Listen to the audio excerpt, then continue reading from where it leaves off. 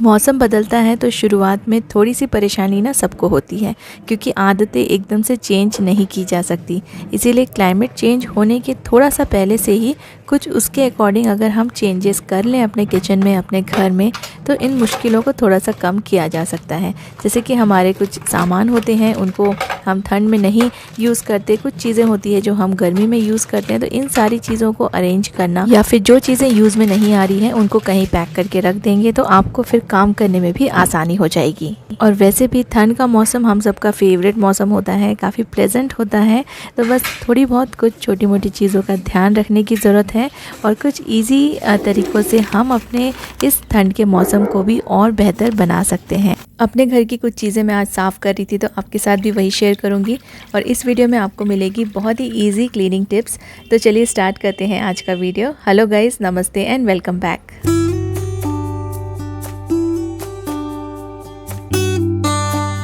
बहुत सारे लोग मुझे कमेंट करते हैं कि आप अपने घर का होम टूर दीजिए। तो मैं होम टूर इसलिए नहीं बना पा रही हूँ क्योंकि छोटे मोटे काम मेरे घर में चल ही रहे हैं काफ़ी टाइम से। अभी विंडो का कुछ काम चल रहा था तो यहाँ पे बहुत गंदगी जमा हो गई है। तो इसको कैसे क्लीन करना है, क्योंकि ना विंडो पैनल्स क्लीन करना बहुत मुश्किल होता है, चाहे विंडो पैनल्स हो या जो हमारे बालकनी के डोर्स रहते हैं उसके पैनल्स हो। इनको क्लीन करने में काफ़ी मुश्किलें आती हैं, और इसको ईजी तरीके से कैसे मैं क्लीन करती हूँ बिना किसी वैक्यूम क्लीनर के यूज़ किए, तो वो मैं आपके साथ शेयर कर रही हूँ। यहाँ पे मैं सिंपल जो हमारे पेंटिंग का ब्रश होता है ना, जो बच्चे पेंट करते हैं, वो वाला ब्रश मैं यूज़ कर रही हूँ। थोड़ा सा मीडियम साइज़ का है ये। और इससे सबसे पहले तो आपको ना पूरा जो डस्ट है वो एक साइड जमा कर लेना है ब्रश की हेल्प से। फिर आप कोई भी पुराना पेपर ले लीजिए, किसी भी नोटबुक से या न्यूज़पेपर ले लीजिए, और इसी ब्रश से इसको अच्छे से आप पैनल के अंदर इसको प्रेस कर लीजिए, ताकि जितना भी डस्ट है आप इस पेपर में कलेक्ट कर सकें। तो ये ब्रश के ही हेल्प से जहाँ आपने जितना पूरा जो डस्ट है पैनल का हमने इसको जमा किया था एंड में, वो पूरा का पूरा डस्ट मैं इस पेपर में ले रही हूँ।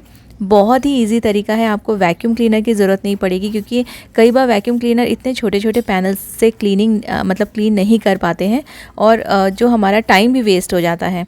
क्लीनिंग का काम अगर बहुत इजी तरीके से हो जाए तो इसको कोई भी चीज़ को ना करने में फिर हमें बर्डन नहीं लगता है, और फटाफट से हम लोग उस काम को कर लेते हैं कि हमें पता है कि बहुत आसान तरीके से ये क्लीन हो जाएगा और टाइम भी ज़्यादा नहीं लगेगा। देखिए कितनी सारी मट्टी यहाँ से निकली है, इसमें सीमेंट है, मट्टी है, डस्ट है, सब मिला के यहाँ पे बहुत ही गंदा हो गया था।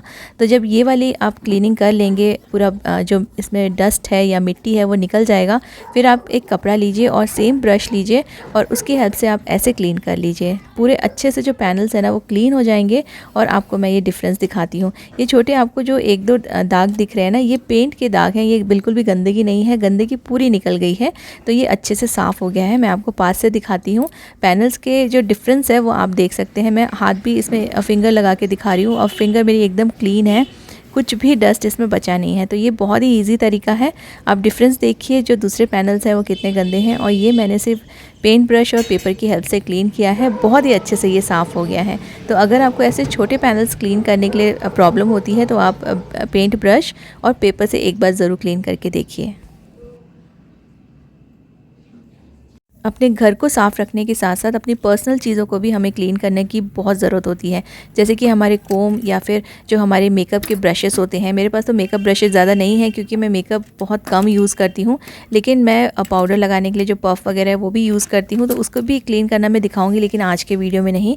आज के वीडियो में मैं सिर्फ आपको कोम क्लीन मैं कैसे करती हूँ वो मैं आपके साथ शो कर रही हूँ। तो ये मैंने लिया है नॉर्मल पानी, क्योंकि प्लास्टिक की कोम है ना, तो इसलिए गर्म पानी नहीं लिया है, नॉर्मल पानी है, नॉर्मल रूम टेम्परेचर वाला।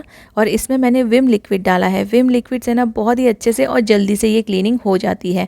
तो आप ना ऐसे पानी में इनको सोक करके रख दीजिए, जो सोपी वाटर है। आप चाहे तो इसमें डिटर्जेंट भी मिला सकते हैं, लेकिन मैंने विम और डिटर्जेंट दोनों से इसको वॉश करके देखा है, तो मुझे विम के साथ ज़्यादा अच्छा रिज़ल्ट मिला है। क्योंकि जैसे हम बर्तन क्लीन कर लेते हैं ना, अच्छे से क्लीन हो जाते हैं, तो बिल्कुल वैसे ही विम लिक्विड से भी ये जो हमारी कोम है बहुत अच्छे से क्लीन हो जाएगी, जल्दी क्लीन हो जाएगी। और इनको मैंने थोड़ा देर के लिए सोक करके रख दिया था। आप आधा घंटा सोक करके रख दीजिए। इससे ना जो भी ऊपर के जो डर्ट रहता है वो निकल जाएगा। और ऐसे मैं ब्रशेस यूज़ करूँगी। अगर आपके पास ऐसे ब्रश नहीं है तो आप सिंपली अपना कोई भी पुराना टूथब्रश जो है वो यूज़ कर लीजिए। टूथब्रश से भी बहुत ही अच्छे से और जल्दी से क्लीनिंग हो जाती है। तो मेरे पास ये वाले ब्रश अवेलेबल थे, इसलिए मैं इनको यूज़ कर रही हूँ। और पर्टिकुलरली ये वाला जो ब्रश मैं यूज़ कर रही हूँ, आपकी अगर कोई बारीक वाली कोम होगी ना तो वो भी अच्छे से क्लीन हो जाएगी, बहुत ज़्यादा एफ़र्ट्स नहीं लगते हैं। तो बस इसको मैं पानी में ही रख के अच्छे से रब कर रही हूँ, तो ये जितना भी गंदगी है सब कोम का निकल जाएगा। तो ये चीज़ें भी हम लोग को क्लीन करने की बहुत ज़रूरत होती है। और एक दो बार किसी ने कमेंट भी किया था कि मैडम आपकी जो कोम है वो बहुत गंदी है। तो मैं बस वेट कर रही थी कि मुझे थोड़ा टाइम मिल जाए और मैं सारी की सारी जो कोम है वो मैं क्लीन कर लूँ। इनको मैंने साइड में रख दिया था और मेरे पास और भी दूसरी कोम है जो मैं यूज़ कर रही थी क्लीन वाली। तो ये सबसे इजी तरीका है कोम्स को क्लीन करने का। जितना हो सके आप एक साथ इनको डाल दीजिए, तो ये एक साथ सोक हो जाएंगे, तो आपको क्लीनिंग में भी इजी रहेगा। बहुत ही आसानी से क्लीन हो गया है, आपको शायद दिख रहा होगा क्लियरली। और जितना भी इसमें गंदगी थी सब साफ़ हो गई है।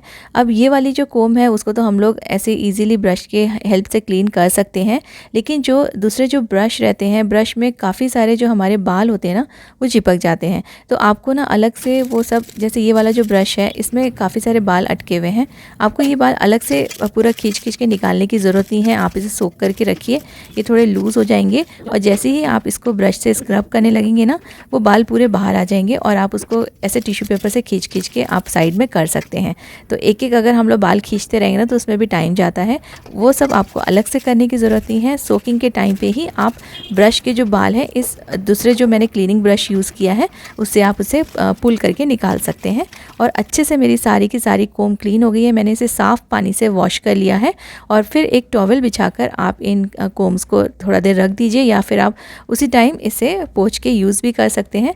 जो ब्रश होते हैं उनको अंदर तक सूखने के लिए थोड़ा सा टाइम लगता है, इसलिए मैंने इनको बस यहाँ पे हल्का सा वाइप करके इस टॉवल में ही रख दिया था। थोड़ी देर में ये सूख जाएंगे तो फिर हम इन्हें यूज़ में ला सकते हैं।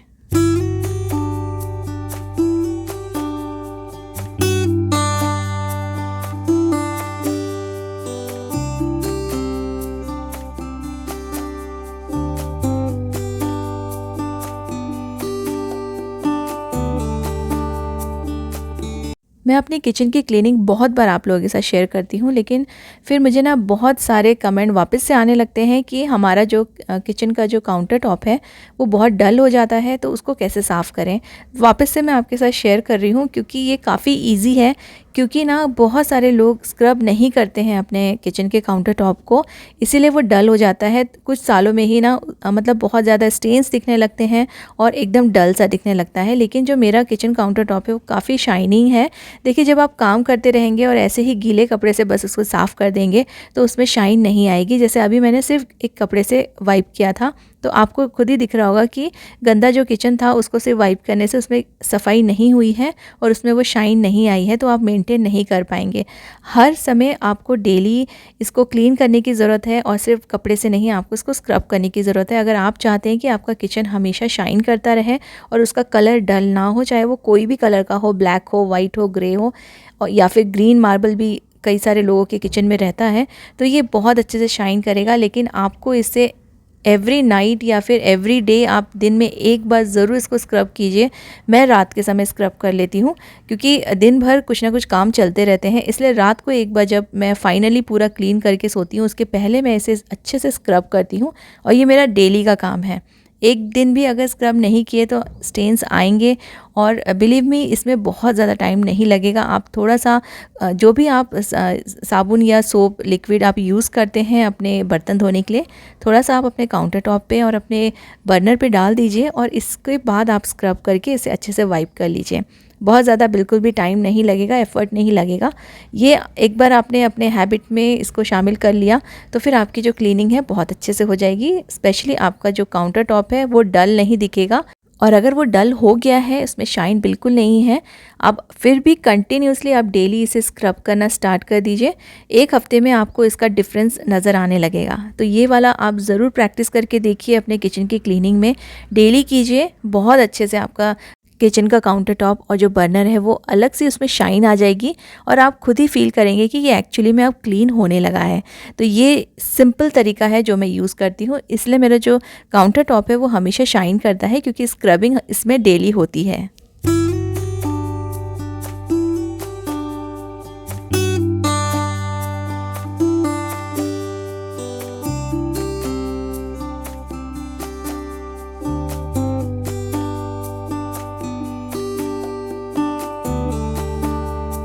अगर आपने अपने किचन की क्लीनिंग इतनी सारी कर ली है और सिंक को गंदा छोड़ दिया है, फिर भी आपका जो किचन है ना वो पूरी तरह से साफ़ नहीं हुआ है, सिंक को क्लीन करना, स्क्रब करना बहुत ज़रूरी है। और इसको तो जब भी आप बर्तन धोते हैं ना उसके बाद आप यहाँ पे स्क्रब करके रख दीजिए, क्योंकि इसमें भी एक अलग सी शाइन आ जाएगी और इसमें कोई भी स्टेन्स नहीं आएंगे। आपको मेरा सिंक दिख रहा होगा, कहीं भी कोई भी स्टेन नहीं है, क्योंकि इसको भी मैं डेली अपने जो काउंटर टॉप है उसके साथ साथ इसको भी मैं स्क्रब करती हूँ। और इसको आप या तो आप तीनों टाइम कर सकते हैं जब भी आप बर्तन करते हैं, या फिर आप रात को एक बार ज़रूर से स्क्रब करके थोड़ा सा सॉल्ट डाल दीजिए आपके सिंक में, तो ये ब्लॉक भी नहीं होगा, यहाँ से कॉकरोचेस भी नहीं आएंगे। और थोड़ा सा गर्म पानी डाल देंगे तो ये अच्छे से क्लीन भी हो जाएगा, क्योंकि पाइप में काफ़ी सारी चिकनाई रहती है, उसकी वजह से ही बहुत सारे कीड़े मकोड़े या फिर कॉकरोच आते हैं। तो अगर आप गर्म पानी डालेंगे तो वो सारी चिकनाई, जितनी भी गंदगी है वो सब निकल जाएगी। प्लास्टिक का भी अगर आपका पाइप है तो वो भी, उसको भी कुछ नहीं होगा, क्योंकि जो ड्रेनेज के पाइप्स रहते हैं वो इस तरह से बने रहते हैं कि गर्म पानी डालने से वो ख़राब नहीं होते या गलते नहीं हैं। आप ईज़िली आप वहाँ उसमें गर्म पानी डाल सकते हैं, थोड़ा सा सॉल्ट डाल दीजिए और फिर हॉट वाटर डाल के आपका जो सिंक का जो पाइप है, ड्रेनेज है, वो अच्छे से क्लीन हो जाएगा। साथ साथ में जितने भी ऑर्गेनाइजर्स मैं यूज़ करती हूँ उनको भी मैं क्लीन करती रहती हूँ। अब इनको मैं डेली क्लीन नहीं करती हूँ, क्योंकि ये जो चीज़ें हैं वो इतनी गंदी नहीं होती है डेली, तो वीक में एक बार या फिर 10 दिन में एक बार इनको मैं क्लीन कर लेती हूँ। तो ये बहुत ज़्यादा गंदे भी नहीं होते हैं, क्योंकि ये जहाँ पे लगे होते हैं, जैसे आजकल तो हम लोग एडिसिव हुक्स ये सब यूज़ करते हैं, तो हमारी जो टाइल्स रहती है, जो वॉल्स रहते हैं, उसके पीछे, ऑर्गेनाइजर्स के पीछे भी ये सारी चीज़ें, गंदगी चिपक जाती है और जम जाती है। तो इसको भी क्लीन करना ज़रूरी है। इसलिए जो भी ऑर्गेनाइजर्स आप यूज़ कर रहे हैं उसको हटा के या तो वॉल क्लीन कीजिए, या जहाँ कहीं भी आप अपने ऑर्गेनाइजर्स रखते हैं उस एरिया को भी आप क्लीन ज़रूर कीजिए। तो इससे भी आपका जो किचन है हमेशा साफ साफ दिखेगा।